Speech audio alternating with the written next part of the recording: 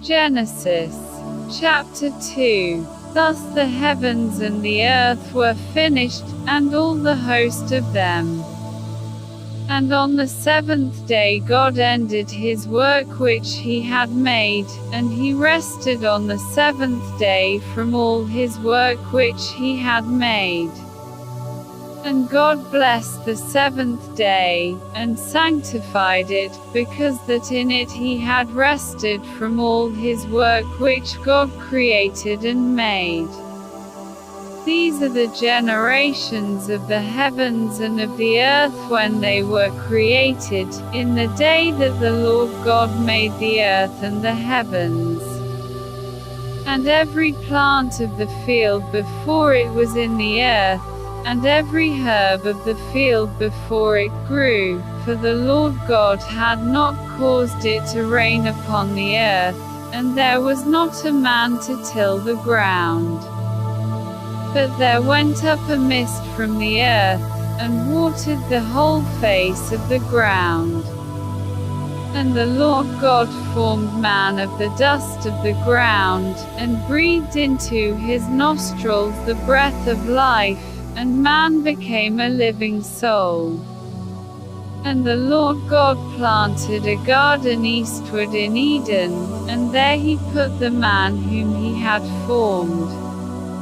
And out of the ground made the Lord God to grow every tree that is pleasant to the sight, and good for food, the tree of life also in the midst of the garden, and the tree of knowledge of good and evil. And a river went out of Eden to water the garden, and from thence it was parted, and became into four heads.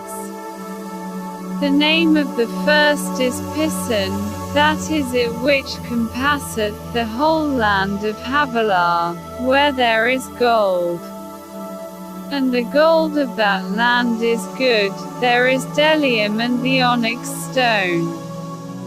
And the name of the second river is Gihon, the same is it that compasseth the whole land of Ethiopia. And the name of the third river is Hiddekel, that is it which goeth toward the east of Assyria. And the fourth river is Euphrates. And the Lord God took the man, and put him into the garden of Eden to dress it and to keep it.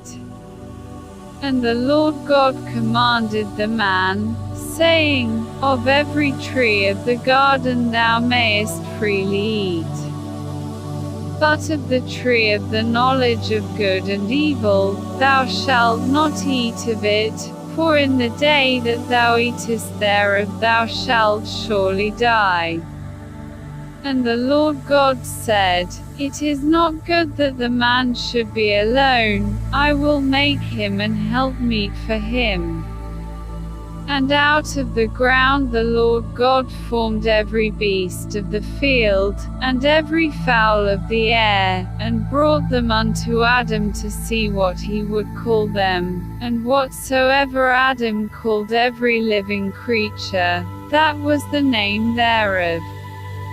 And Adam gave names to all cattle, and to the fowl of the air, and to every beast of the field, but for Adam there was not found an helpmeet for him. And the Lord God caused a deep sleep to fall upon Adam, and he slept, and he took one of his ribs, and closed up the flesh instead thereof. And the rib, which the Lord God had taken from man, made he a woman, and brought her unto the man. And Adam said, This is now bone of my bones, and flesh of my flesh, she shall be called woman, because she was taken out of man.